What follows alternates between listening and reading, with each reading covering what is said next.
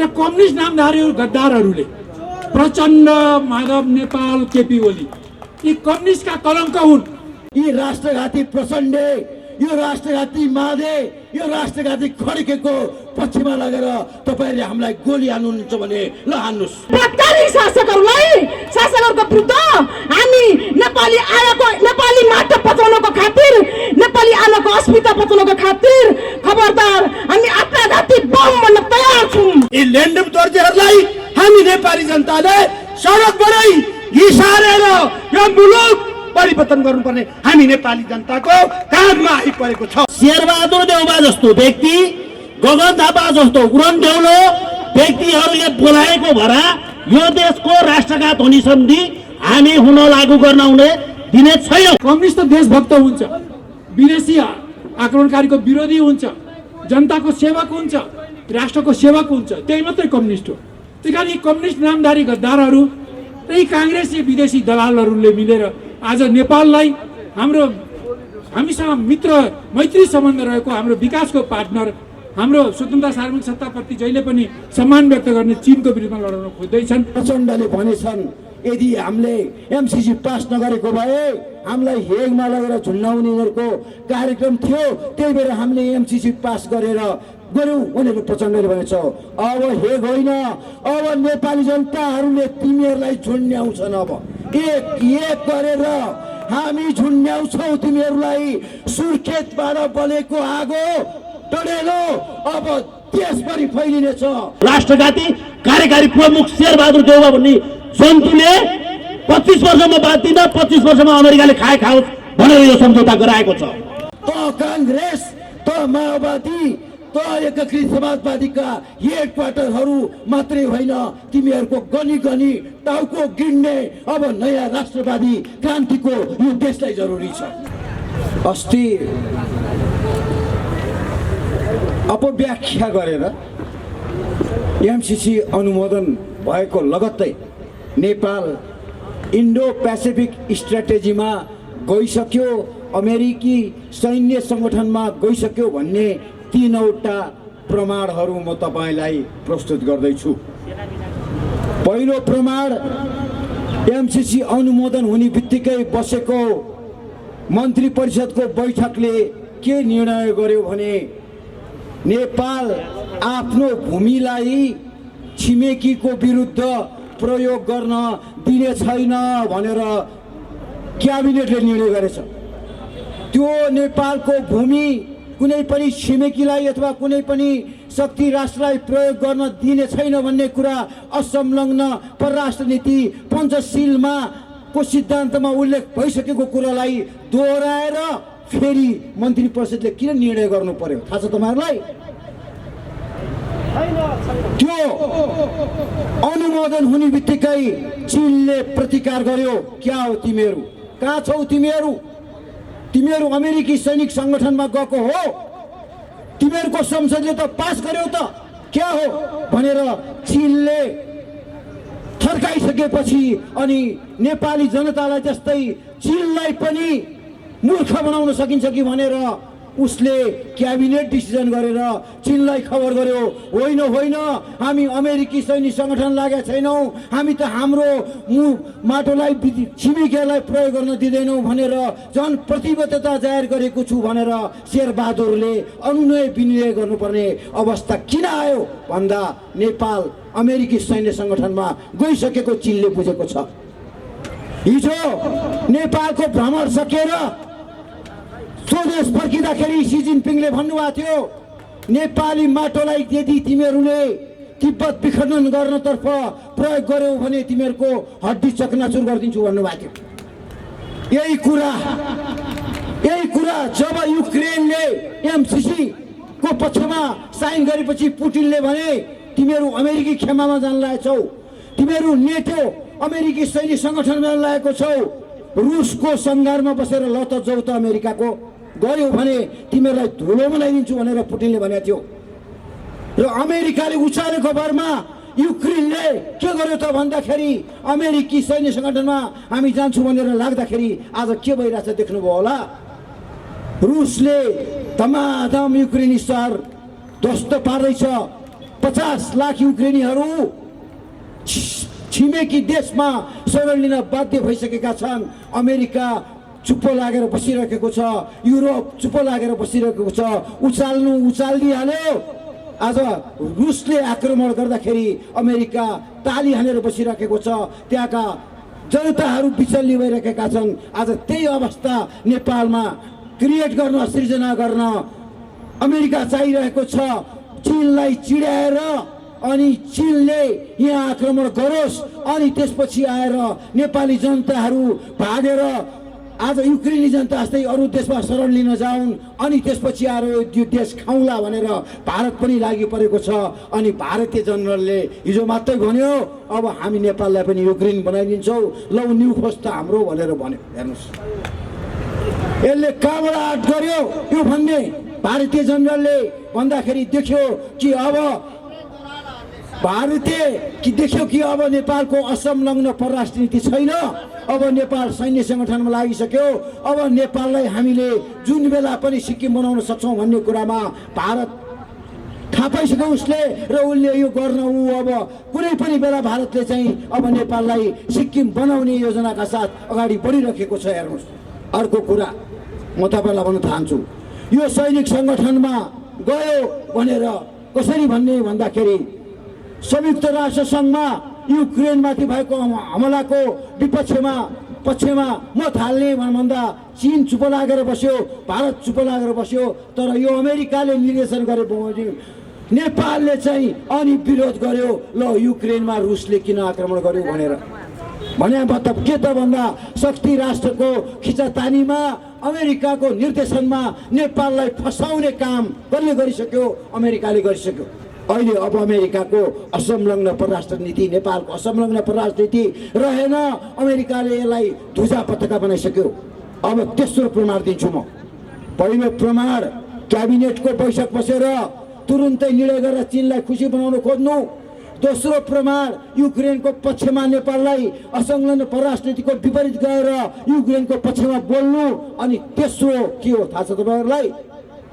71 ठाउँमा भारतले सीमा मेचा चुप लागेर बस्ने।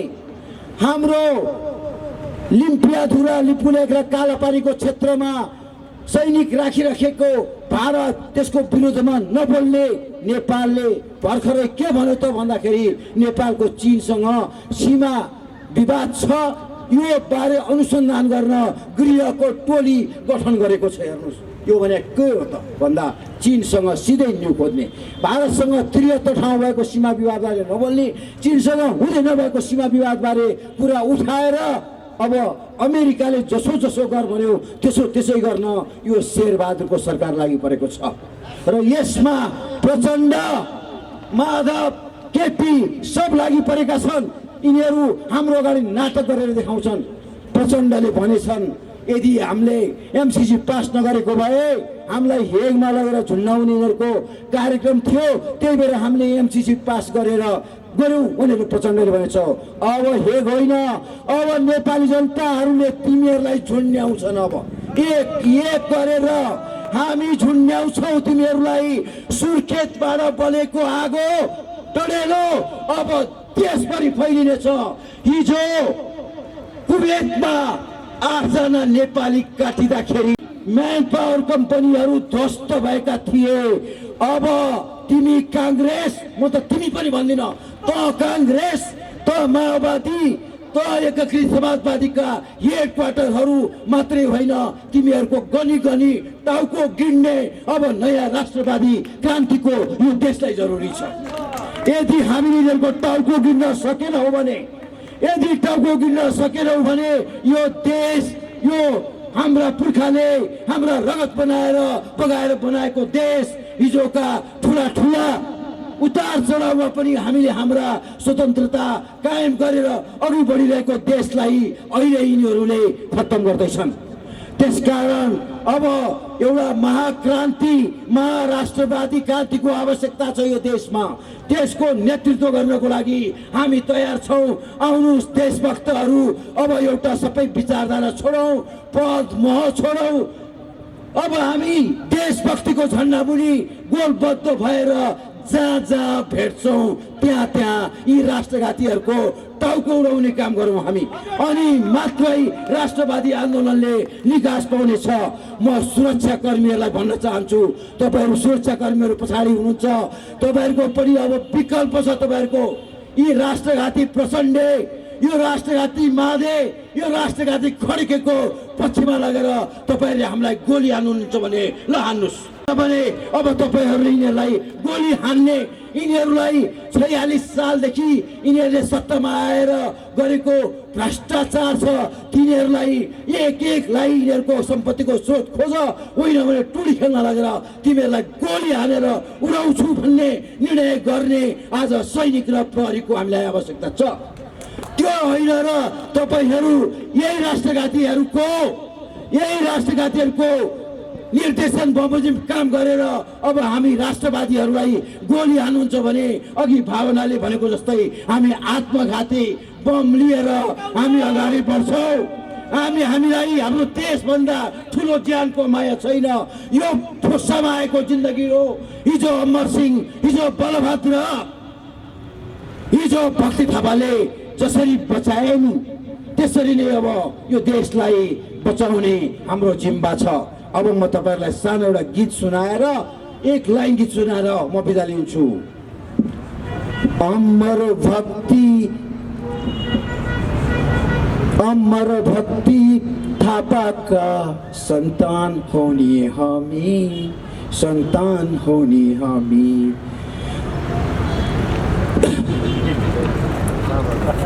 कस्तो बिर्स्यो। अमर भक्ति बलभद्रका संतान होनी हामी सभ्यता र संस्कृतिका महान होनी हामी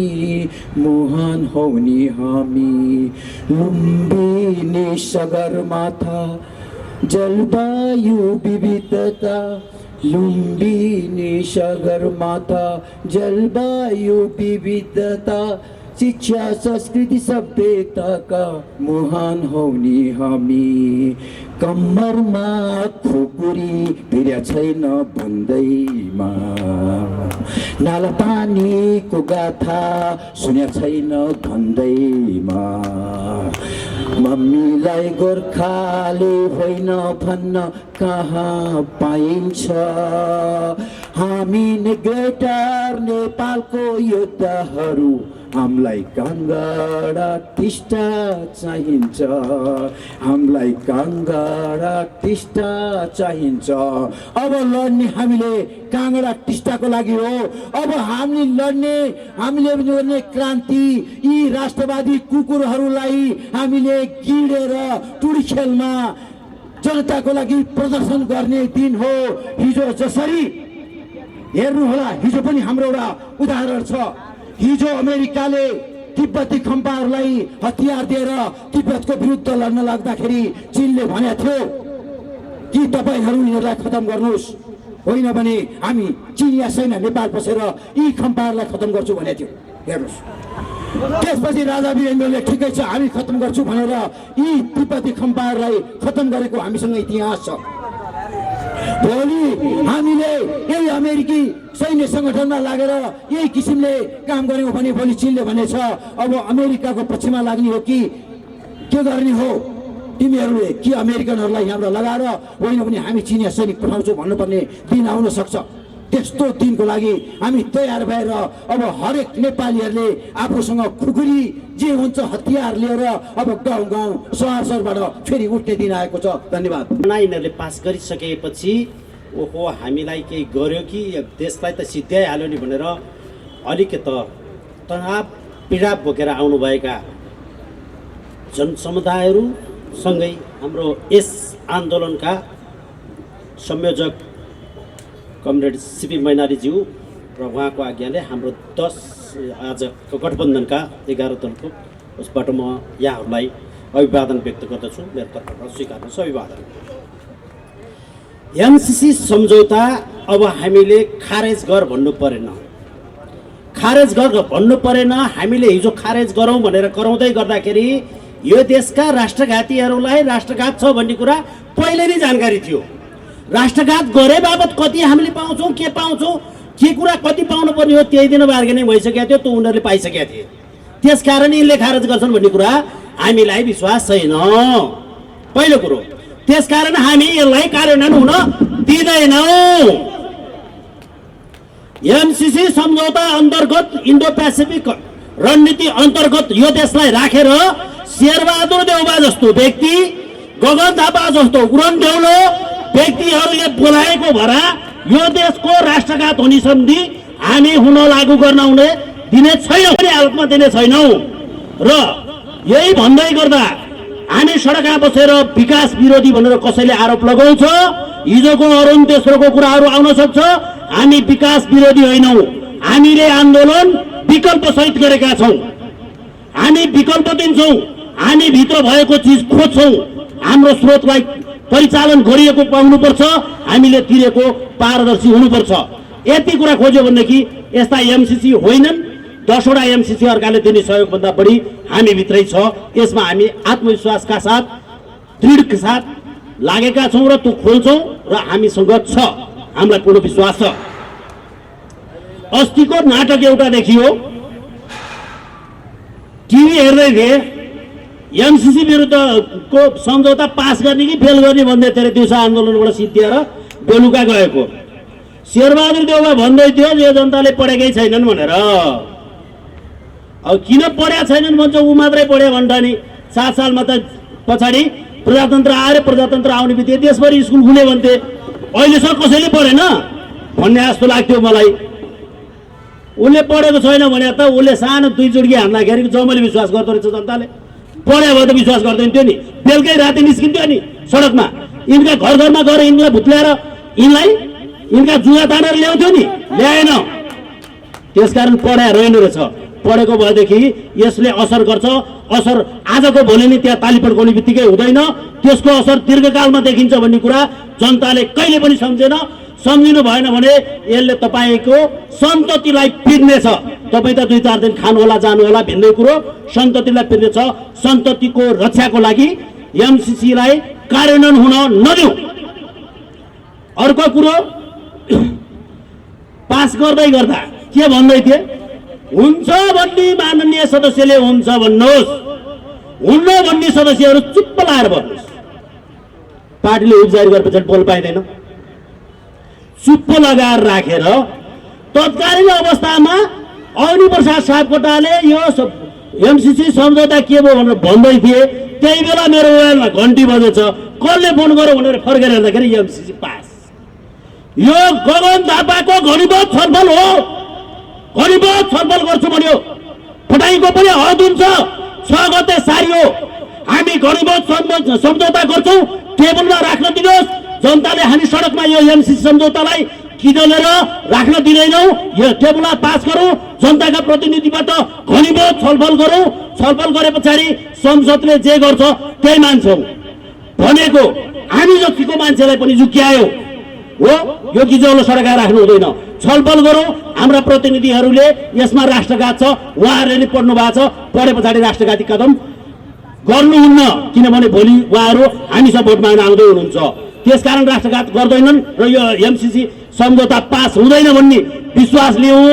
8 गते सारियो, 12 गते छ अरे, 13 गते स अरे, 14 गते 1 बजे होइन, 15 भोलिपल्ट 15 गते 1 बजे होइन, 1 घन्टा पछि 3 बजे। त्यस पछाडि अनि 4 जनालाई कसलाई इच्छा लाग्छ विरोध गर सक्यो। आधा घन्टा पछाडि फेरि पास हुन्छ। अनि नक्कली एउटा बैङ्कमा गएर भाउचर भरेर पैसा राखिसकेपछि बाहिर निक्लेर सुना थप्ने, 10 गुणा सम्पत्ति बढ्छ।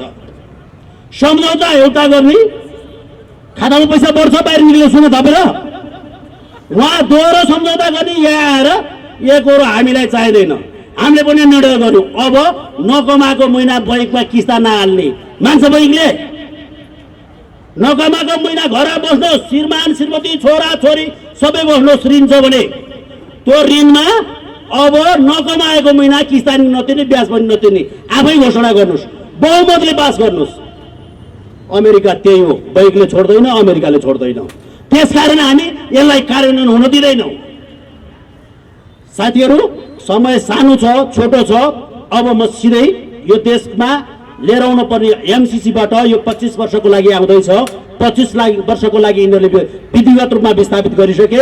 शेरबहादुर देउवा भन्ने एउटा जन्तु डडेलधुरामा जन्मेको नमन छ। 76 वर्षीय बुढो शेरबहादुर देउवालाई नमन गर्छु, तर राष्ट्रघाती कार्यकारी प्रमुख शेरबहादुर देउवा भन्ने जन्तुले 25 वर्षमा बाँच्दिन, 25 वर्षमा अमेरिकाले खाओस् भनेर यो सम्झौता गराएको छ।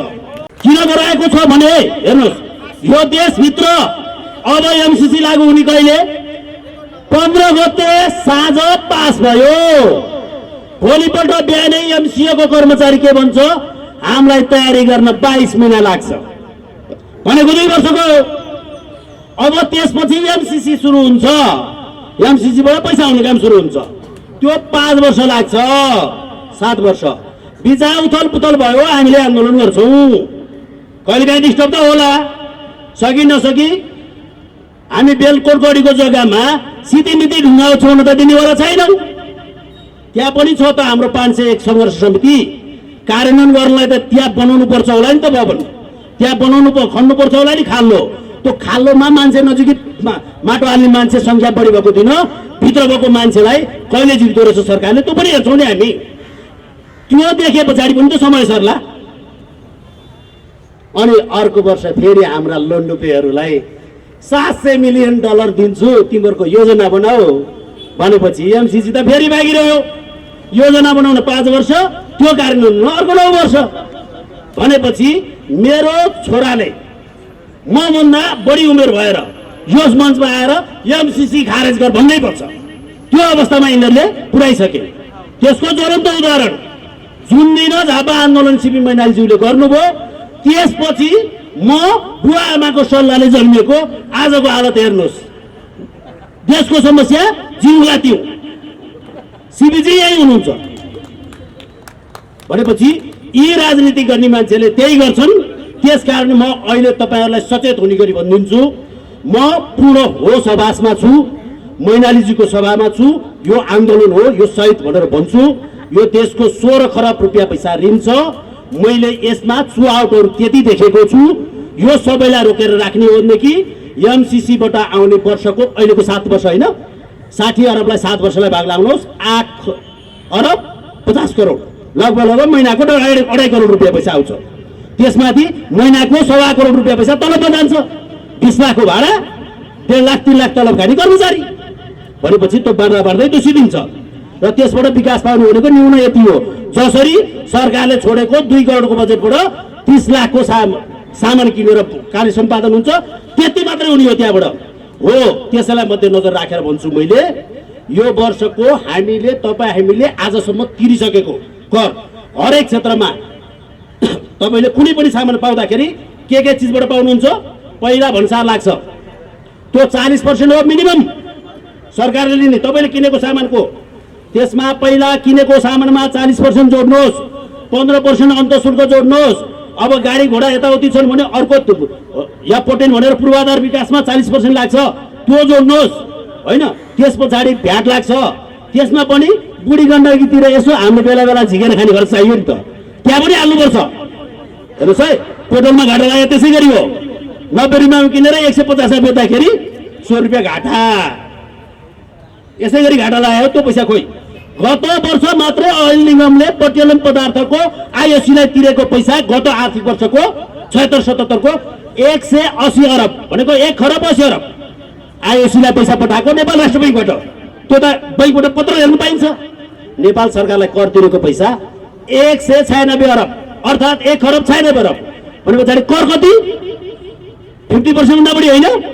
अहिले वर्ष विदेशीले घाटा लाग्यो भने उनीहरूले त्यति कर आएन भने, घाटा लाग्यो भने होइन, त्यति कर आएन, हामीले खान पाएन, यति मात्रै हो। त्यसकारण यो सबैको सही सदुपयोग गर्ने हो भने 5 देखि 7 वर्षमा एमसिसी नसिद्धिँदै यो देशको 16 खरब 17 खरब रुपियाँ ऋण छ। पहिला अब 60,000 भन्थे व्यक्तिले व्यक्तिगत ऋण, त्यो होइन, अब 391 ले भाग गर्नुपर्छ, बढ्छ। त्यहाँबाट पनि अर्को ऋण लिएर आइसकेको छ, अर्को पनि बढ्छ, ब्याज थपिएको छ, त्यो पनि बढ्छ, यो लाख पुग्नेवाला छ। ढुक्कका साथ भन्दैछु, होस हवासमा भन्दैछु, 7 वर्षभित्र सबको ऋण तिर्दिन्छु। जिम्मा देऊ, कसरी तिर्न सकिन्छ बहस गर्न आऊ, बहस गर। मभन्दा जान्ने यो देशमा धेरै अर्थविदहरू छन्, सँगै बसेर कुरा गरौँ, टेबल गरौँ र जनताले तिरेको अन्तिम उपभोक्ताले तिरेको अघि भने नि जम्मै जोडेर भ्याट जोडिसके पछाडि तपाईँले तिरेको पैसा हो। त्यति लिँदाखेरि कति जाँदो रहेछ त्यो पैसाको सही सदुपयोग गरौँ। एमसीसी को 1 रुपियाँ पैसा पनि चाहिँदैन। यो देशलाई 5 वर्षमा कायापलट गरी बनाउन सकिन्छ। 3 करोड नेपाली मध्ये विदेशमा गएकालाई छोडेर जम्मा 1 करोड 50 लाखले मात्रै दिनमा 1000 रुपियाँ पैसा कमाउन सकिने, आफैले गर आफैले कमा भनेर मात्रै राज्यले वातावरण बनाउने हो भने दिनु पर्दैन। उनले आफै गर्नुहोस्, आफै कमाउनुहोस्, आफै खानुहोस् भन्ने वातावरण मात्रै बनाइदियो भने कि 1.5 खरब मान्छेले 1.5 करोड मान्छे भनेको 1,50,000 मान्छे, 1.5 करोड मान्छेले दिनको 1000 करायो भने 1 खरब 50,000 रुपियाँ त एकै दिन हुन्छ नि होइन। 3 शून्य थप्नु पाइयो नि। 1 खरब 1.5 करोड भनेको 7 वटा शून्य होइन, 7 डिजिट भयो, 3 जोड्दा 10 डिजिट भयो भनेपछि 1 खरब 50 करोड रुपियाँ पैसा दैनिक कमाउँछ त नेपालीले। त्यो वातावरण बनाउँ, यहाँ हामी बनाउन सक्छौँ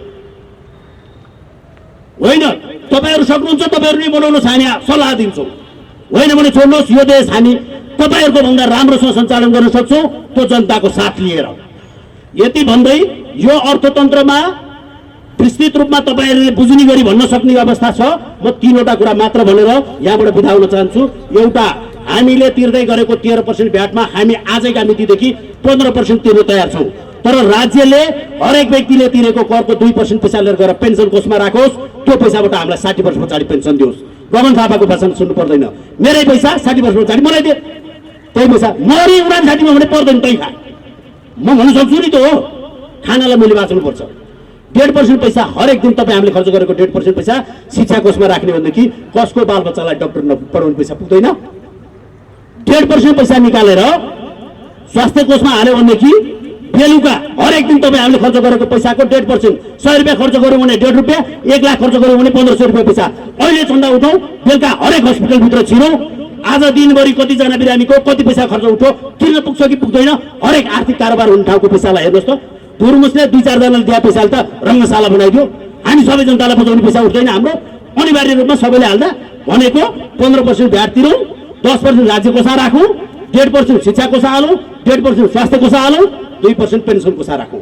तनावमुक्त जीवन। खानाका निम्ति कमाउँदैन, मान्छेले गर्दैन, जनावरहरूले आफ्नो परिवार पालेको छैन, उनले पाल्छ भने मान्छेले पाल्दैन, कमाएर देखाउँछ। 5 वर्षमा यो देशलाई अमेरिकालाई अप्ठ्यारो परेको दिन है। फेरि धनीलाई त पर्या दिन मात्रै दिनुपर्छ, धनीलाई अप्ठ्यारो पर्या दिन हामीले पनि केही सहयोग गर्न सक्छौँ। त्यसकारण यो एमसीसी सम्झौताबाट आउने पैसाको आश नगरौँ, यो लोभ नगरौँ। लोभले हामीलाई गाह्रो बनाउँछ र यो लोभ गर्ने हो भने भोलिको दिन हामीलाई सिद्ध्याउँछ। त्यसकारण सबैले समग्र रूपमा एक साथमा भनौँ, एमसीसी कार्यान्वयन गर्न नदिउँ, एमसीसी सम्झौता खारेज गर भन्दै म यहाँहरू सब बिदा हुन्छु। नमस्कार। आदरणीय मित्रहरू, दाजुभाइ दिदीबहिनीहरू, हुन त आज हामीहरू यो अस्ति यो फागुन 15 गते बडो जालसाजीपूर्ण ढङ्गले प्राविधिक हिसाबले संसदबाट अनुमोदन गरिएको एमसीसीकै विरोधमा हामी भेला भइरहेका छौँ। यद्यपि यहाँहरूले यो एउटा घटनाबाट नेपाली जनतामा उब्जिएका असन्तुष्टिहरू, आक्रोशहरू, विद्रोहहरू मभन्दा अघि पहिले बोल्नुहुने वक्ताका स्वरहरूबाट थाहा पाउनुभयो। ती स्वरहरू असन्तुष्टि र विरोधका मात्रै थिएनन्, आक्रोशका मात्रै थिएनन्, ती विद्रोहका स्वरहरू पनि थिए। म यहाँहरूलाई के भनौँ भने यस्तो असन्तुष्टि, विरोध, आक्रोशका, विद्रोहका स्वरहरूले बाटो खोजिरहेका छन्। एक वक्ताले जुन ढङ्गले असन्तुष्टि, विरोध, आक्रोशहरू व्यक्त गरे, ठ्याक्कै त्यही ढङ्गले यहाँ अनुदित नहोलान्, तर ती सबैले एउटा सही बाटो, एउटा दृढ बाटो, एउटा सफल हुने बाटो खोजिरहेका छन्। साधारण मित्रहरू, मैले यो भन्दा म एमसीसीबाटै अलिकति सुरु गर्न चाहन्छु। फागुन 15 गते उनीहरूले पहिले चर्चा गरे भन्दा अलिकति भिन्न, तर त्यस्तै एउटा व्याख्यात्मक घोषणा नामको एउटा नक्कली, कृत्य, काम नलाग्ने कागजको खोस्टो सदनबाट पारित गराएर त्यो सँगसँगै यो राष्ट्रघाती एमसीसी सम्झौतालाई अनुमोदन गरेको नाटक गरे। मैले यति भनौँ, मैले किन त्यो पारित गरेको त्यो व्याख्यात्मक घोषणालाई किन मैले कागजको खोस्टो भने? यो भियनाको कानुनले, अन्तर्राष्ट्रिय भियना कन्भेन्सनले के भन्छ भने दुई मुलुकका बिचमा भएको सन्धिको विषयमा कुनै एउटा मुलुकले पनि त्यसको व्याख्या, त्यसको अङ्ग्रेजीमा इन्टरप्रिटेसन भन्छ, त्यस्तो गर्न पाउँछ। तर त्यो व्याख्या गर्दा उनले त्यो सम्झौताका मूल कुरालाई नछोडिकन तिनै व्याख्याहरूलाई एक समयमा पारित भएको सम्झौतालाई अर्को समयमा कसरी लागू गर्ने भन्ने मात्रै व्याख्या गर्छ। उसलाई त्यो सम्झौताको मूल कुराको विपरीत गएर व्याख्या गर्ने हक हुँदैन।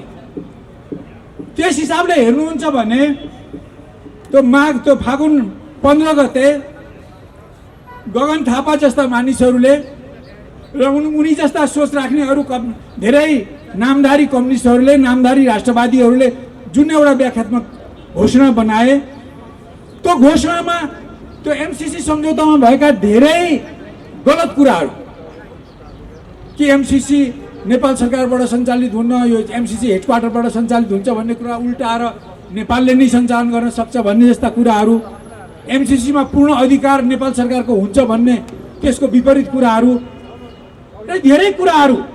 त्यसले भनेको छ कि एमसीसी संसदबाट पारित भएपछि त्यो नेपालको कानुनभन्दा माथि हुन्छ भन्ने कुरालाई, यी सबै कुरालाई होइन भनेर लेखे। त उनीहरूले वास्तवमा त्यो एमसीसी सम्झौतामा भएका गलत कुराहरू, राष्ट्रघाती कुराहरूलाई ती होइनन् भनेर व्याख्यात्मक टिप्पणी ल्याए, त्यो घोषणा ल्याए। त्यो घोषणा गर्ने, इन्टरप्रिटेसन गर्ने भियना कन्भेन्सनको विपरीत हो त्यो। र जहाँसम्म संशोधनको कुरा छ, संशोधन त दुईटा सार्वभौम मुलुक, अमेरिका एउटा सार्वभौम, अर्को नेपाल अर्को सार्वभौम, यी दुईटा मुलुकका प्रतिनिधिले मिलेर, दुईटा सार्वभौम मुलुकले मिलेर एउटा सम्झौता गर्ने, अनि एउटा सार्वभौम मुलुकले त्यो दुईटाको कुरालाई काट्न मिल्छ? त्यो मिल्दैन नै। त अमेरिकाले बार भनेको छ हामी कुनै संशोधन चाहन्नौँ, हामी कुनै संशोधन स्वीकार गर्दैनौँ। उसले नो संशोधन भनेर पटक पटक नेपालमा भनेको छ। त्यसकारण संशोधनको रूपमा पनि त्यो काम नलाग्ने कुरा हो। संशोधन हुन सक्दैन, व्याख्या त होइन, संशोधन त हुन सक्दैन भनेपछि त्यो कागजको खोस्टो बाहेक के हुन सक्छ? यो वास्तवमा तपाईँ हामीहरू जसले एमसीसी सम्झौता पढेर यहाँ यस्तो यस्तो कुरा चाहिँ राष्ट्रको विरोधमा छ भनेर देखाएर, यो राष्ट्रघाती छ भनेर यसलाई संसदले पारित गर्नु हुँदैन भनेर देशव्यापी रूपमा विरोध गर्दैछौँ। हाम्रो आँखामा छारो धुलो छोप्नको लागि, धुलो हाल्नको लागि त्यो पास गरेका हुन्।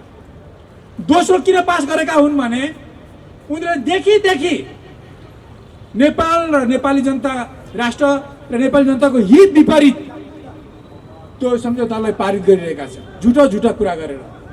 र उसलाई मानिसहरूले उनीहरूलाई राष्ट्रघाती भनिरहेका छन्, देशद्रोही भनिरहेका छन्, झुन्ड्याउनु पर्छ, गोली ठोक्नुपर्छ भनिरहेका छन्, चुनावमा आउन तिम्रो खप्पर फुटाइदिन्छु भनिरहेका छन्।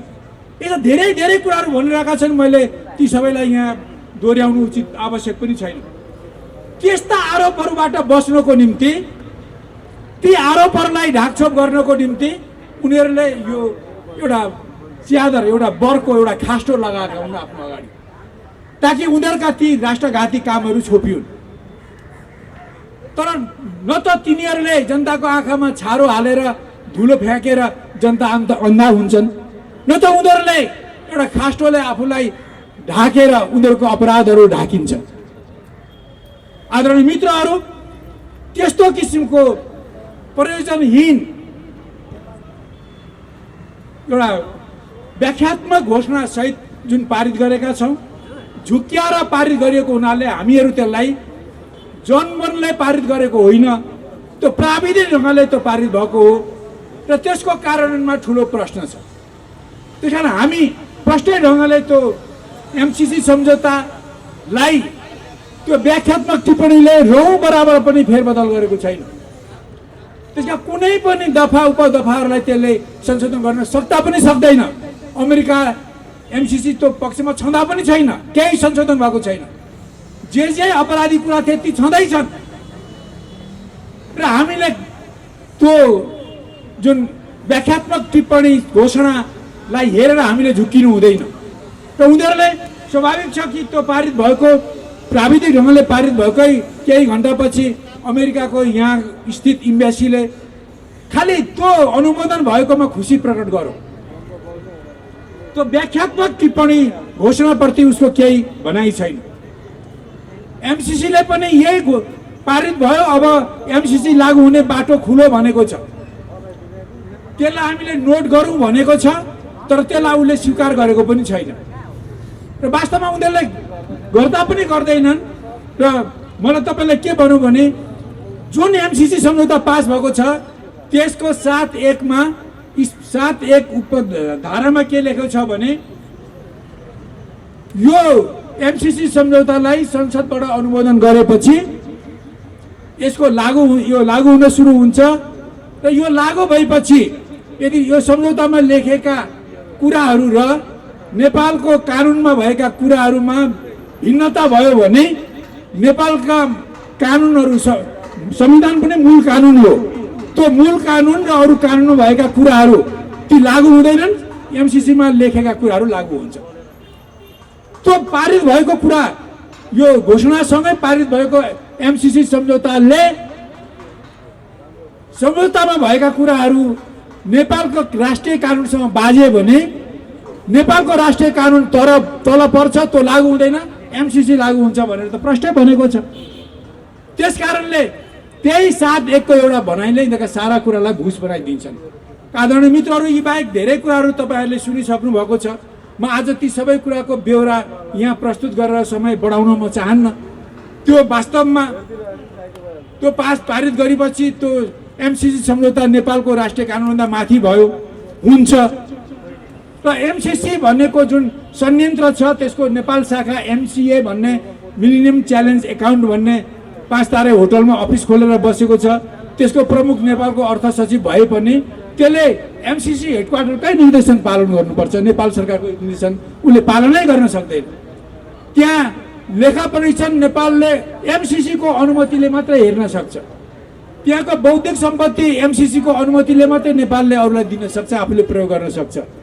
उसले त्यो एमसीसी को सम्झौतामा कस्तो कुरा लेखेको छ भने एउटै मात्रै उल्लेख गर्छु, जो अङ्ग्रेजीको 1959 को मार्चमा हाम्रो विक्रम सम्मको लगभग 16 सालको चैततिर तिब्बतमा दलाई लामाले विद्रोह गरे र CIA को मद्दतले उनी विद्रोह गरेर पूर्वपट्टिको तिब्बत हुँदै कालिम्पोङमा आएर बसे। पछि धर्मशाला भाग्सुमा भारतले उनीहरूलाई निर्वासित सरकारको राजधानी दिएको छ, अहिले त्यहाँ उनीहरूको राजधानी छ।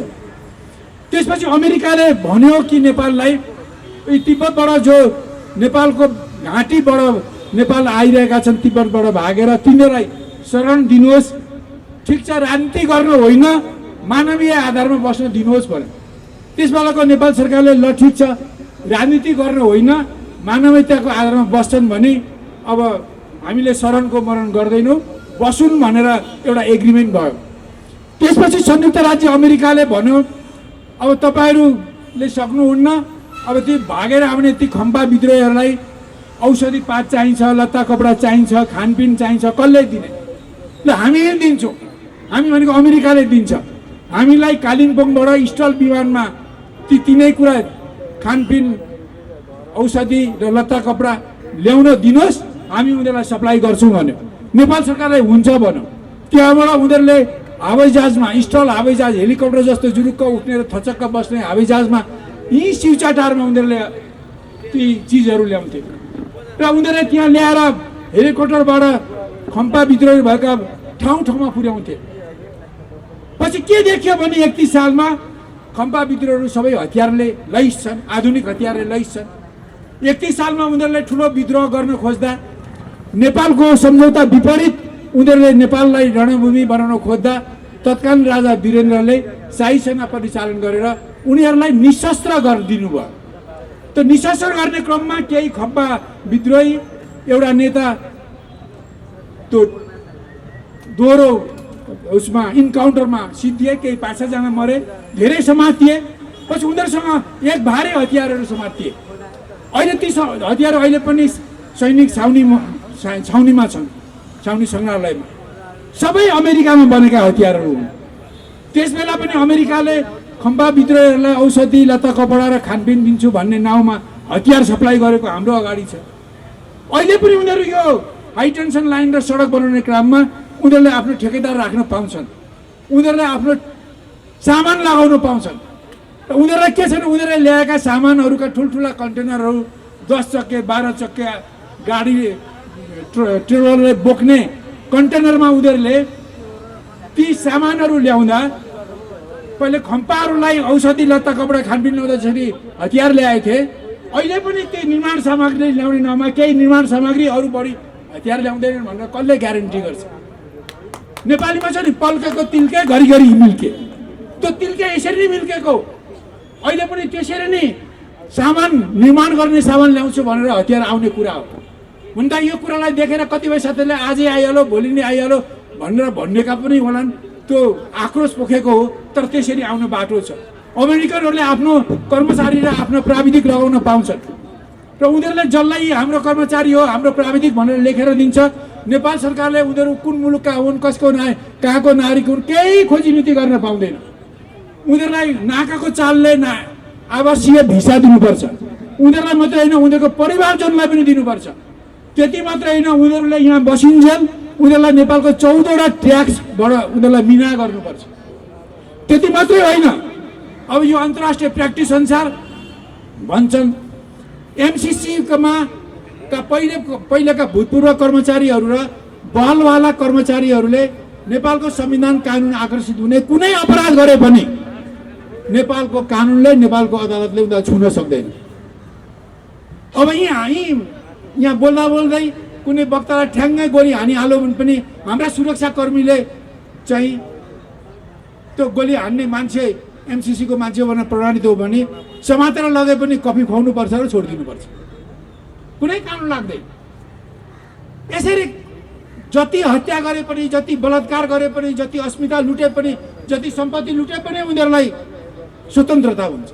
यस्तो किसिमले अरू मुलुकमा पनि अमेरिकाको यस्तो अत्याचार भएको हुन् र यस्तै अत्याचार निम्त्याउने किसिमको यो अस्ति 15 गते पारित गरेको एमसिसी सम्झौता हो र व्याख्यात्मक टिप्पणीले त्यसको रौँ बराबर पनि त्यसलाई केही असर गरेको छैन र समयक्रममा त्यसलाई पुरा लागू भइसकेपछि त्यसले आफ्नो विषालु अनुहार देखाउनेछ।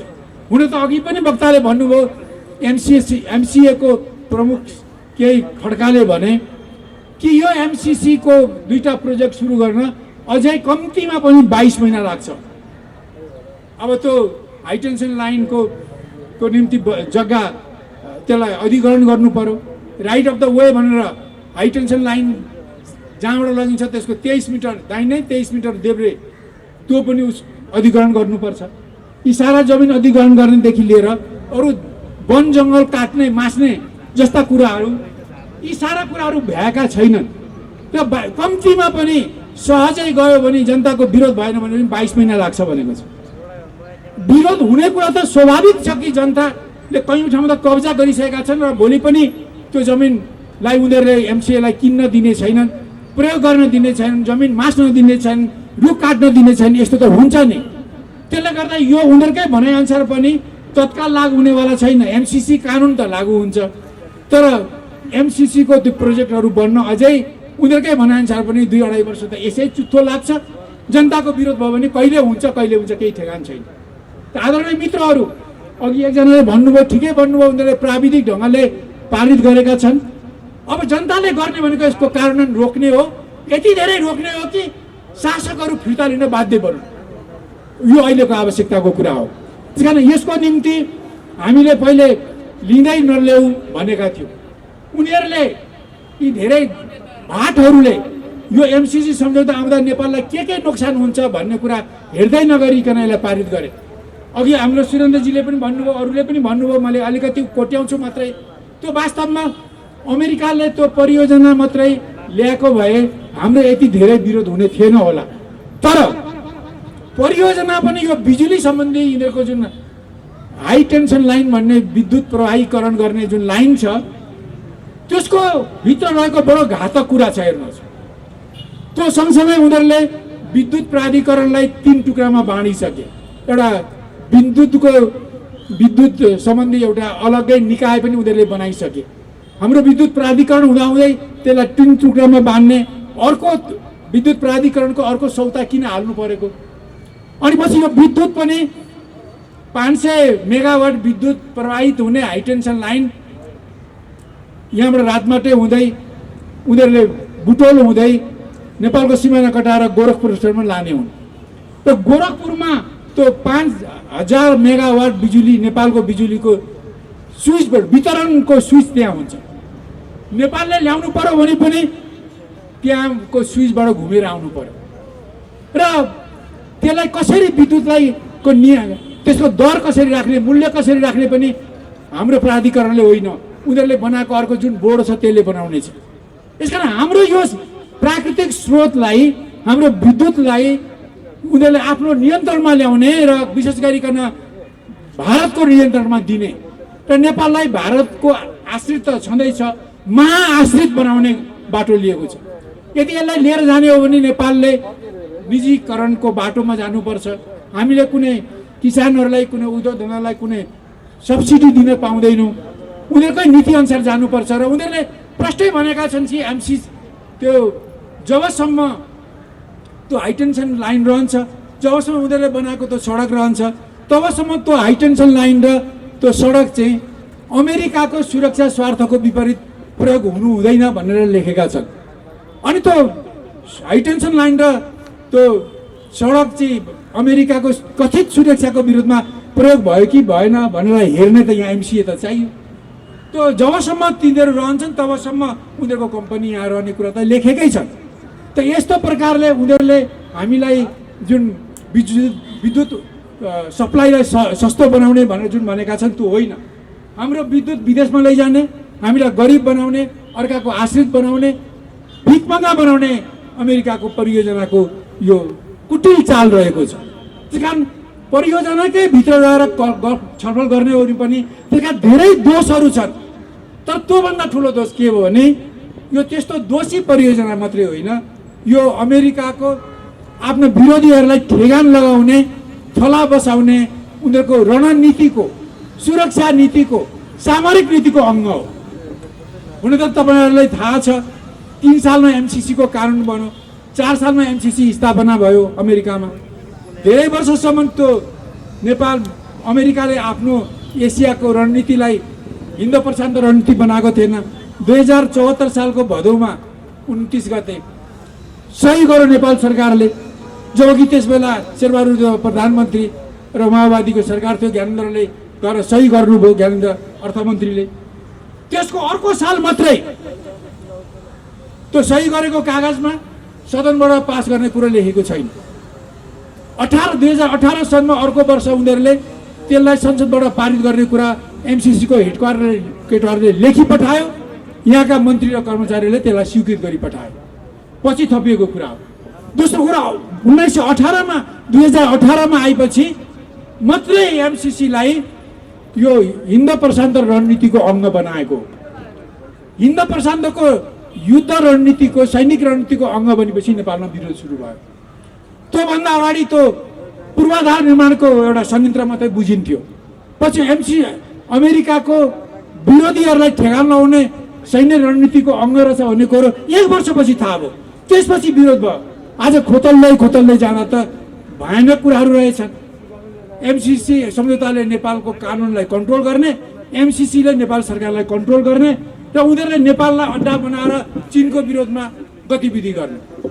यस्तो कुरा जस्तो भनौँ अहिलेको जस्तो पश्चिमतिर युक्रेन र अहिले रुसको लडाइँ छ, त्यसको बारेमा अलिकति तपाईँ बुझ्नुहोस्। पहिले 1990 तिर जब सोभियत सङ्घ विघटन हुँदै थियो त्यसबेला अमेरिका र रुसको बिचमा सोभियत सङ्घसँग एउटा सम्झौता भएको थियो अरे। त्यो प्रमाणिक कुरा हो कि रुसले पनि उनीहरूको त्यसमा सैनिक गुट थियो, वार्सा प्याक्ट भन्ने रुसको सैनिक सङ्गठन थियो। त्यो सैनिक सङ्गठन विघटन भयो। अब नाटो रहनुपर्ने त कुनै जरुरी थिएन, North Atlantic Treaty Organisation America र युरोपको त्यो सैनिक गुट त्यो पनि विघटन हुनु पर्थ्यो, उनीहरूले विघटन गरेन। रुसले भन्यो तपाईँहरूलाई हिजोका समाजवादी देशलाई नाटोको सदस्य नबनाउनुहोस्, तपाईँहरूले रुसबाट छुटिएका 15वटा रिपब्लिकलाई यसको सदस्य नबनाउनुहोस्। उनीहरूले हुन्छ भने त अहिले उनीहरूले ती सबै मुलुकहरूमालाई नाटोको सदस्य बनाएर अमेरिकाको फौज त्यहाँ भर्ना गर्ने भएपछि युक्रेन जो रुसको सिमानामा छ त्यसलाई रुसको नाटोको सदस्य बनाएर सिमानामा रुसको सिमानामा अमेरिकन फौज आउने भएपछि रुसले विरोध गर्यो पुटिनहरूले। तपाईँहरूले हिजो भनेको कुरा लागू गर्नुहोस्, तपाईँहरूले यी मुलुकहरूलाई नाटोको सदस्य नबनाउनुहोस्। हाम्रो त सैनिक गुटै छैन, हाम्रो गुटको सदस्य भन्दैनन्, त्यही कारण नबनाउनुहोस् भन्दा अमेरिकाले उचाल्दै त्यहाँका मान्छेलाई सैनिक गुटमा जान, नाटोमा जान प्रेरित गर्यो र उनीहरूले रुसको सुरक्षामा खतरा पैदा गरे। जति भने पनि यो युक्रेनका शेरबहादुर देउपा, त्यहाँको भ्लादिमिर जेलेन्स्की भन्ने त्यहाँको राष्ट्रपतिलाई म रुसको देउबा भन्छु। त्यसरी अहिले यिनले अमेरिकालाई नल्याउ भन्दै पनि चीन विरोधमा काम गर्ने एमसिसीलाई लिएर नेपाल र चीनको सम्झौता बिगार्ने, नेपाल र चीनको बिचमा लडाइँ लगाउने जुन यिनले गरिरहेका छन्, यस्तै कुरा त युक्रेनको राष्ट्रपतिले गर्यो। उनले म नाटोको सदस्य बन्छु, अमेरिकाको सैनिक गुटको सदस्य बन्छु, रुसको सिमानामा अमेरिकाको फौज राखिदिन्छु भनेपछि रुसले भन्यो त यो भने त हाम्रो सुरक्षा बिग्रिन्छ। त उसले कति कोसिस गर्दा भन्नुहुँदैछ 2014 सनमा, अहिले भन्दा लगभग 8 वर्ष अगाडि यही कुरामा युक्रेन विभाजित भयो, क्रिमिया भन्ने टापु छुट्यो, डोनेट्स र लोनेट्स भन्ने दुईटा सहरहरूमा विद्रोह सुरु भयो। यो पनि यही कुराले गर्दा भएको। यति गर्दा पनि त्यो क्रिमियाको शेरबहादुर देउवाले पटक्कै चेतेन। उसले अमेरिकाको सैनिक गठबन्धनमा म जान्छु भनेकोले सैनिक गठबन्धन नै आएर अमेरिकन मिजाइल्सहरू नै तैनात भयो भने त लखेट्न मुस्किल पर्छ, अहिले नै लखेट्छु भनेर रुसले हमला गरेको। त यस्तो स्थितिमा लडाइँ खराब कुरा हो। लडाइँलाई हाम्रो यो संयुक्त आन्दोलनले पनि स्वागत गर्दैन, दुःखद कुरा हो। तर यो लडाइँ उकास्ने अमेरिका हो, यो लडाइँ निम्तो गर्ने युक्रेनको शेरबहादुर हो, त्यहाँको भ्लादिमिर जेलेन्स्की भन्ने राष्ट्रपति। त उनले गर्दा यो कुरा भएको। अहिले पनि हामी के भन्छौँ, यो जनआन्दोलनको तर्फबाट, म नेकपा मालेको तर्फबाट, व्यक्तिको तर्फबाट म के भन्छु भने शान्ति वार्ता होस् रुस र क्रिमियाको युक्रेनको बिचमा, तर के आधारमा? एक अर्काको सुरक्षा चासो र एक अर्काको स्वतन्त्रतालाई सम्मान गर्ने आधारमा। त्यसको माने के हो भने युक्रेनले नाटोको सदस्य हुनु भएन, ऊ स्वतन्त्र हुनु पर्यो, नेपाल जस्तै तटस्थ हुनु पर्यो, असंलग्न हुनु पर्यो।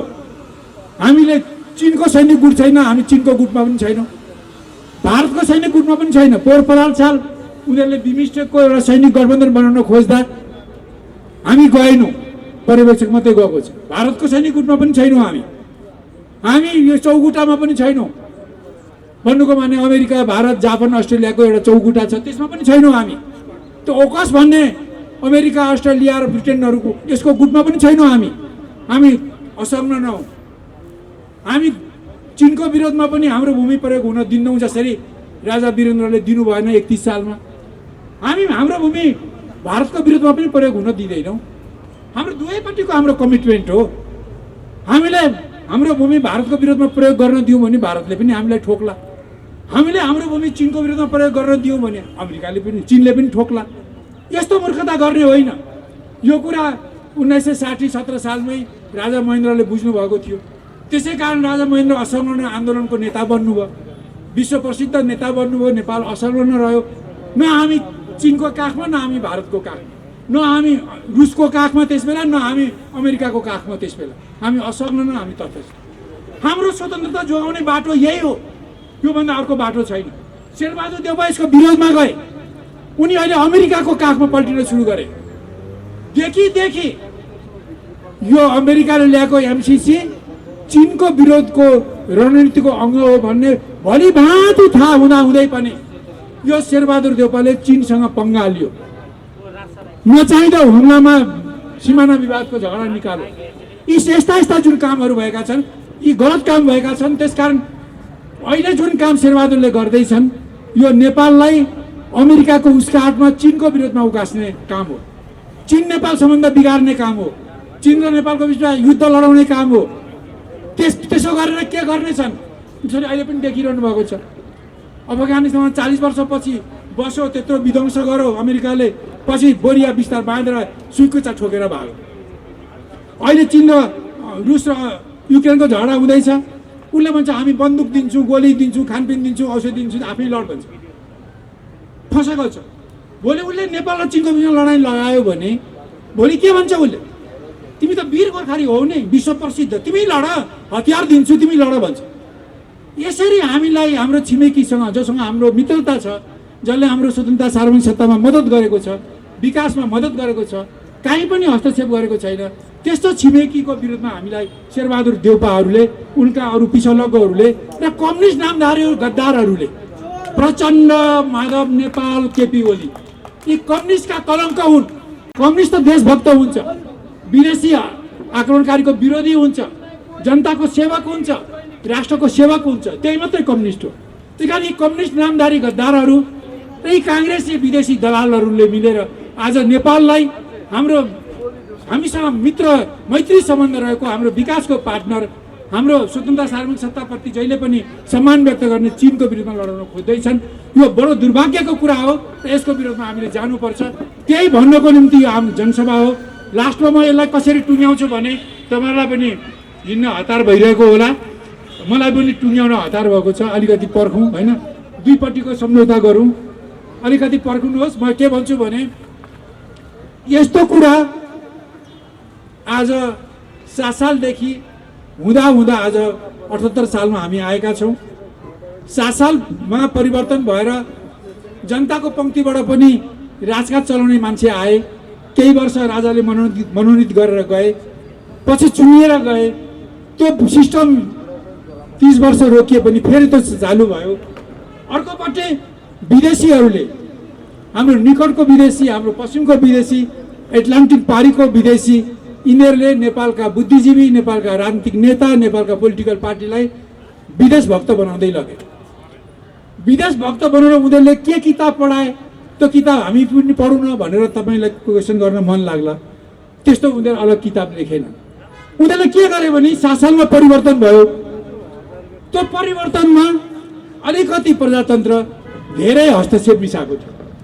अहिले पनि नेपालको कुनै पार्टीको तपाईँ डकुमेन्ट हेर्नुहोस्, काङ्ग्रेस पार्टी, एमाले, यो एकीकृत समाजवादी, यो माओवादी केन्द्र अथवा जनसमाजवादी, लोकतान्त्रिक समाजवादी, सबैको दस्तावेज हेर्नुहोस्, 7 सालको परिवर्तन डेमोक्रेटिक परिवर्तन थियो भन्छ। तर 7 सालको परिवर्तन सँगसँगै जुन हस्तक्षेप आएको थियो त्यो हस्तक्षेपलाई लेखेनन्, त्यो हस्तक्षेप हामीले पचायौँ। 46 सालमा पनि त्यस्तै भयो, डेमोक्रेसीसँगै हस्तक्षेप पठायो, हामीले त्यो हस्तक्षेप खायौँ। 63 सालमा पनि डेमोक्रेसीसँगै हस्तक्षेप पठाए, त्यसलाई पनि हस्तक्षेपलाई पचायौँ।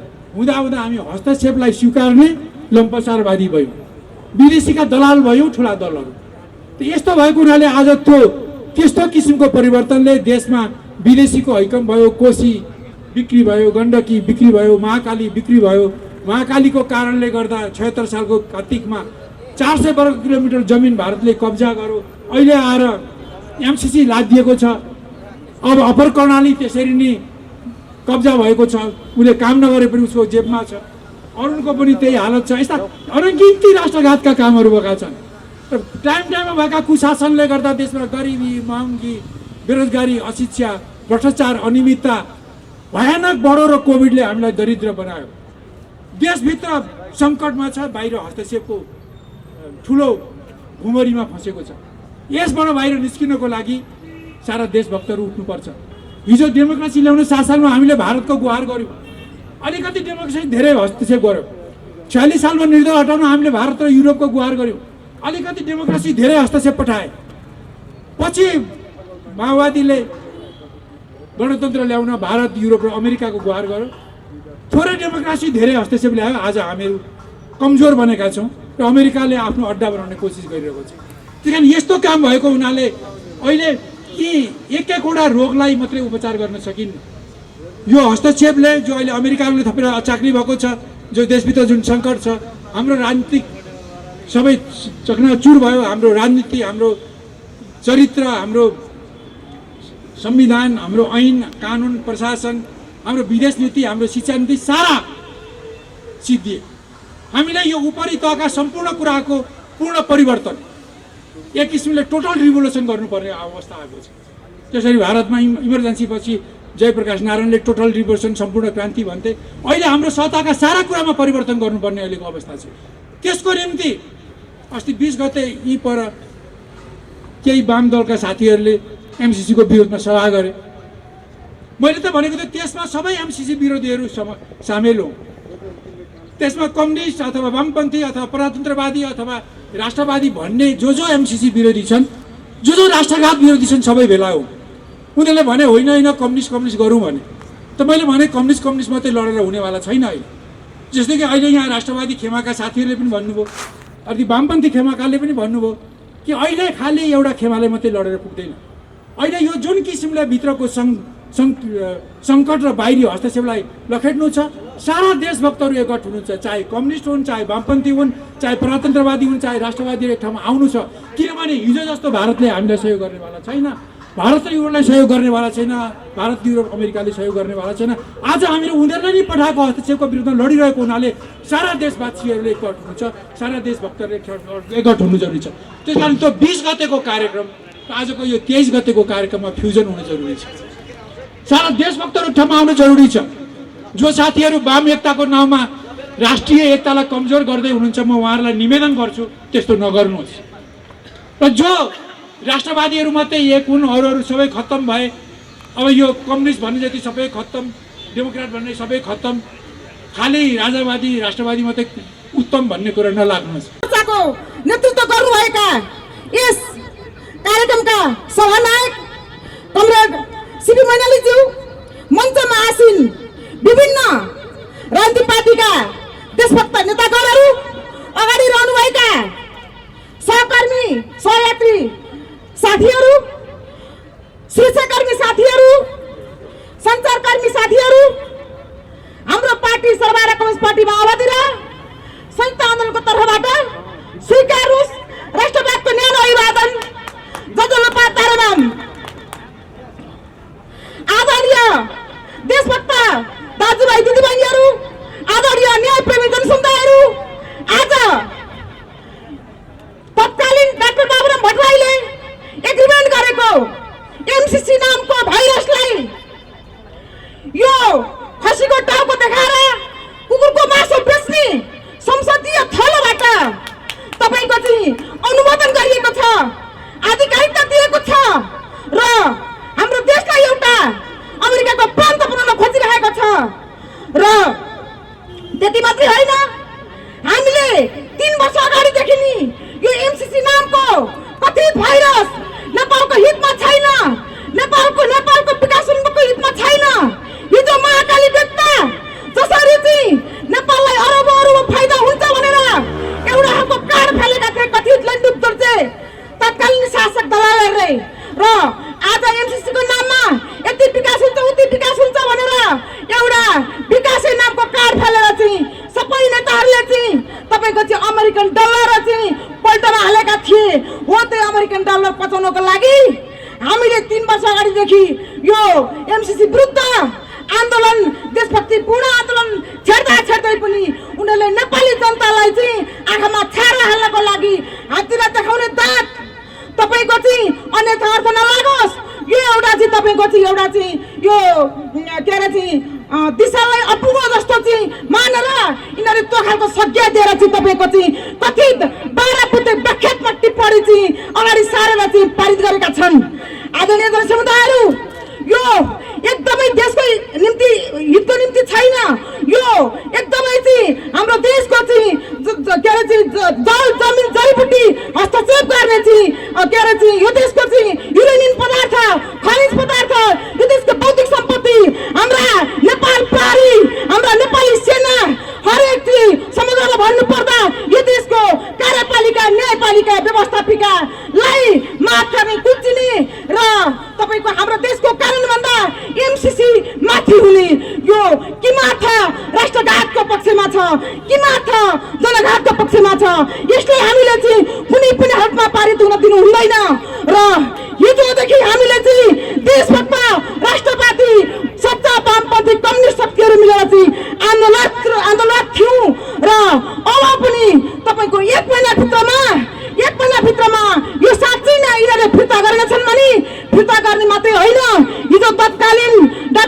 भट्टराई के अरे चाहिँ अर्थमन्त्री ज्ञानबहादुर कार्की लगायतले चाहिँ एग्रिमेन्ट गरेको चाहिँ यो के अरे चाहिँ एमसिसी तपाईँको एग्रिमेन्टै फिर्ता गरेछन् भनेदेखि तपाईँको चाहिँ एग्रिमेन्टै फिर्ता गरेछन् भनेदेखि 1 महिनाभित्रमा हामी तमाम देशभक्त योद्धा हामी तमाम देशभक्त सिपाही आत्मघाती बम बन्न तयार छौँ।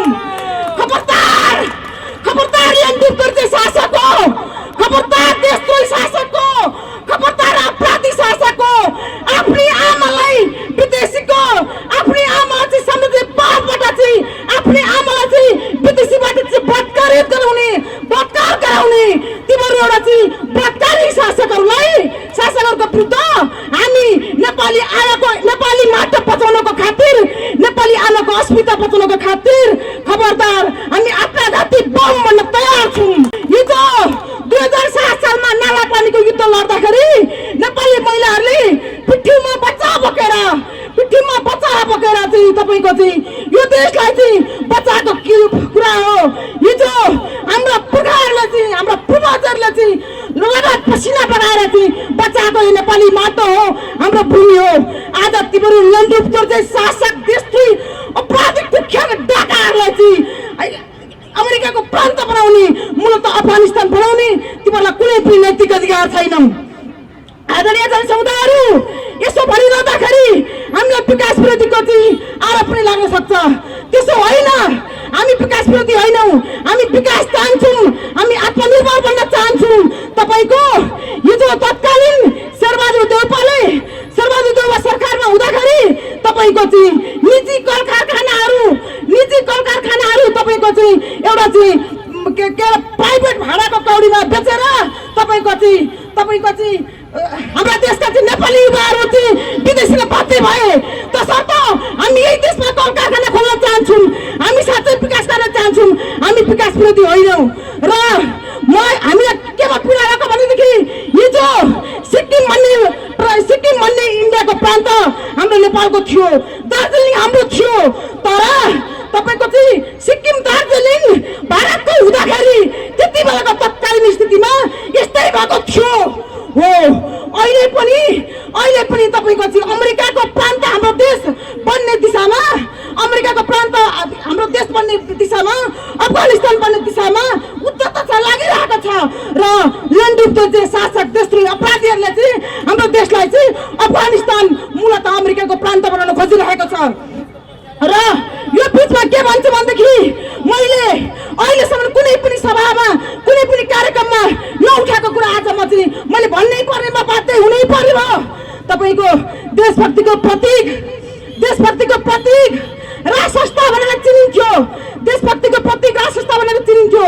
कम्तीमा हिजोका राजाहरूले पृथ्वीनारायण शाह लगायतले चाहिँ तपाईँको चाहिँ नेपाली माटो बचाउनको लागि, नेपाल एकीकरण गर्नको लागि तपाईँको चाहिँ रगत पसिना बगाएका थिए। र यो अवस्थामा मलाई के लागेको थियो भने कथित लन्डुप्तोर चाहिँ देशद्रोही दलाल शासकहरूले तपाईँको चाहिँ मध्यरातमा एमसिसी पारित गरिरहँदाखेरि तत्कालीन राजाले देशवासीको नाममा सम्बोधन गर्नुहुन्छ, केही न केही चाहिँ एक्सन गर्नुहुन्छ भनेको खोइ एक्सन गर्नुभएको। तपाईँलाई मुलुक चाहिँदैन, तपाईँलाई नेपाली माटो चाहिँदैन, तपाईँलाई नेपाली आमाको अस्मिताको रक्षा गर्नु परेन। यति भनिरहँदाखेरि म हाम्रो नेपाली सेनालाई मैले भन्छु, हाम्रो नेपाली सेनाको के काम? यस्तो बेलामा नेपाली सेनाले एक्सन गर्नुपर्छ पर्दैन, नेपाली सेनाले लड्नुपर्छ पर्दैन। खोइ नेपाली सेना चाहिँ निक्लेको हो। यसरी त्यति मात्रै होइन, हस्तक्षेप भनेको कुरामा चाहिँ न्यायपालिका कार्यपालिका व्यवस्थापिका मात्रै होइन, हस्तक्षेप गर्ने कुरामा अहिले त चाहिँ साम्राज्यवादी दलाल पाल्तु कुकुरहरूले केसम्म गरेका छन् भनेदेखि तपाईँको चाहिँ हरेक मूलधारका मिडिया बनाउँदा, कान्तिपुर लगायतका मूलधारका मिडिया बनाउँदा पत्रकारिता गर्ने पत्रकारहरूले चाहिँ तपाईँको चाहिँ अमेरिकी साम्राज्यवादको चाहिँ विज्ञापन पाएर हुन्डी पाएर तपाईँको चाहिँ एमसिसीको पक्षमा प्रचारबाजी गरेका छन्। र हाम्रो देशभक्ति समाचार सम्प्रेषण गर्ने, देशभक्ति आन्दोलनको चाहिँ एउटा चाहिँ कलम र क्यामेराको सिपाही बन्ने हाम्रा युट्युबका साथीहरूले हामीलाई साथ दिइरहनु भएको छ।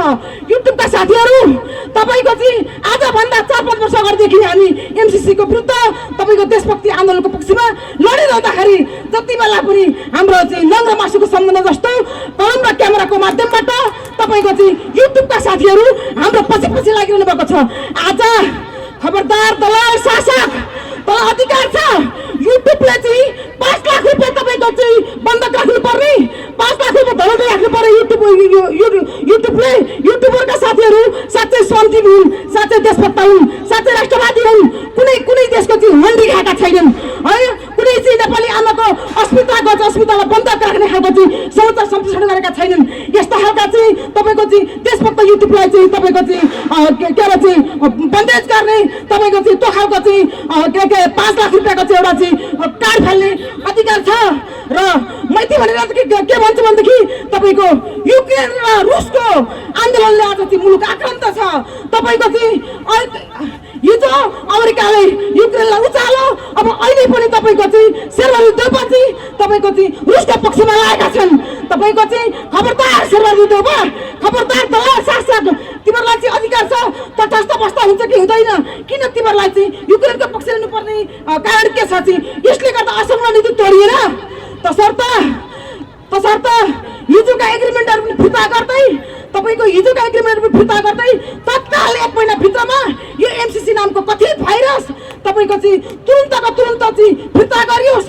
यदि फिर्ता गरिएन भनेदेखि मैले अघि पनि भनेको थिएँ, तमाम देशभक्त सिपाही, तमाम देशभक्त योद्धाहरू चाहिँ आत्मघाती बम बन्न तयार छन् भन्दै हाम्रो यो न्यायपूर्ण आन्दोलन, देशभक्ति पूर्ण आन्दोलनमा चाहिँ सधैँ साथ सहयोग गरिदिनु हुन तमाम आदरणीय देशभक्त, देशचिन्तक, राष्ट्रवादी दाजुभाइ दिदीबहिनीहरूलाई चाहिँ आग्रह अनुनय विनय गर्दै म बिदा हुन्छु।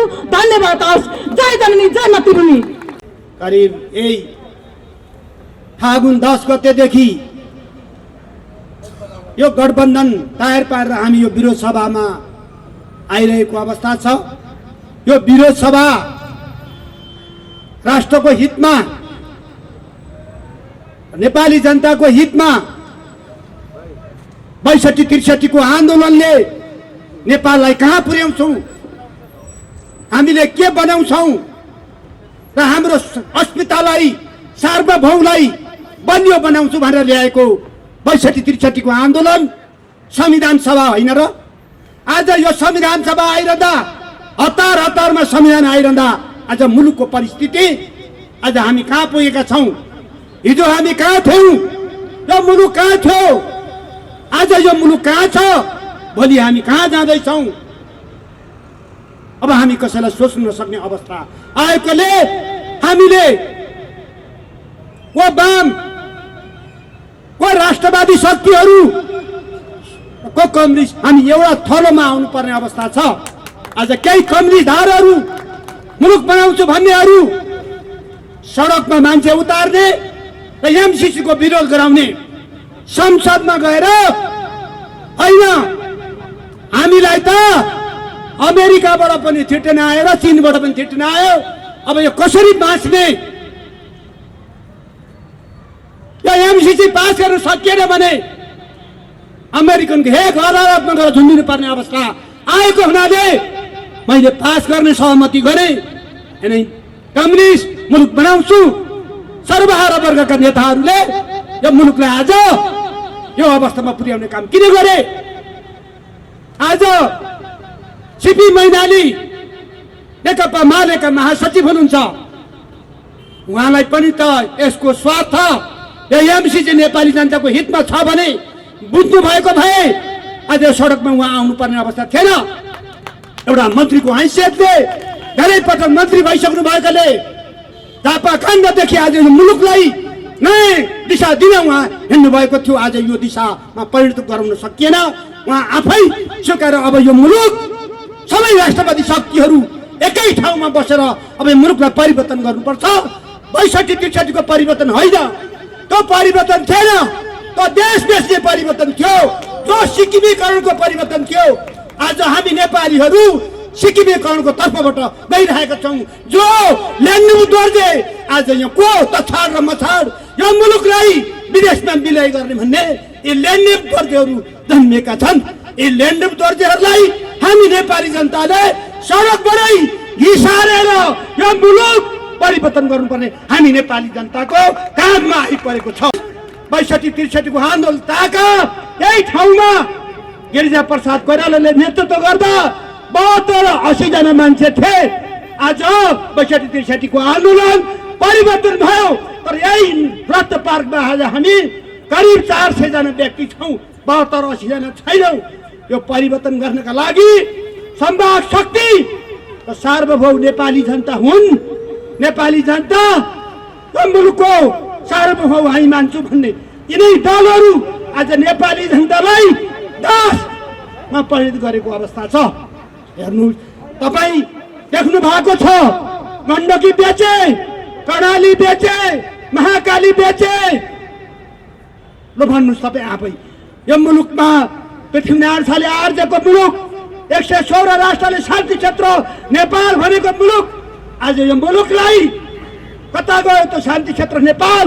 आज विदेशीको क्रीडा स्थल बनाउनका लागि आज अमेरिकाले यस मुलुकमा क्रीडा स्थल बनाएर चीनसँग चेप्यास्त्र हान्नका लागि आज यो एमसीसी त्यो रणनीतिले आएको यो रणनीति हो।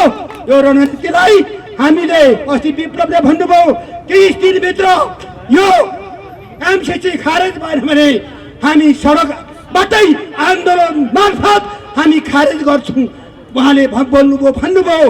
हो, त्यही भाषा अब हामीले पनि लिनुपर्ने जरुरी छ, किनभने 12वटा उहाँले प्रश्न राखेर उहाँले राख्नुभयो। यही कारणले हामी संशोधनमा हामी गयौँ, व्याख्यात्मक गयौँ। ल 12 बुझे जुन व्याख्यात्मक गर्नुभयो, ठिक छ, त्यो अमेरिकाले स्वीकार गर्यो। यो 12 बुझे व्याख्यात्मक ल्याएको यो एजेन्डा नेपाली काङ्ग्रेस एमाले महामन्त्रीले ल्याएको यो व्याख्यात्मक यो जुन कार्यक्रम ल्यायो यो ठिक भनेर अमेरिकाले भनेको छैन। नेपाली जनतालाई रणभूमि साथ भुल्याउनका लागि, नेपाली जनतालाई दास बनाउनका लागि, मालिक होइन नेपाली जनता दास बनाउनका लागि उहाँहरूले यो रणनीति ल्याएको हो। त्यसैले गर्दा हामी पक्का छौँ, हामी नेपाली हौँ। नेपाली बीच बाँच्ने अवस्था सिर्जना घर घाँस बाँस कपासको यो ग्यारेन्टी गर्न सक्दैन। यो लम्पसारवादी एउटा कर्मचारीसँग नेपाल सरकारको मन्त्रीले एमसीसी हस्ताक्षर गर्छ भने योभन्दा लाचार छाया अरू के हुन सक्छ? त्यसैले गर्दा आदरणीय दाजुभाइ दिदीबहिनीहरू, तपाईँहरू सम्पूर्ण हामीले पर्चा पम्पलेटहरू बनाएका छौँ, यहाँहरूका साथमा दिएका छौँ।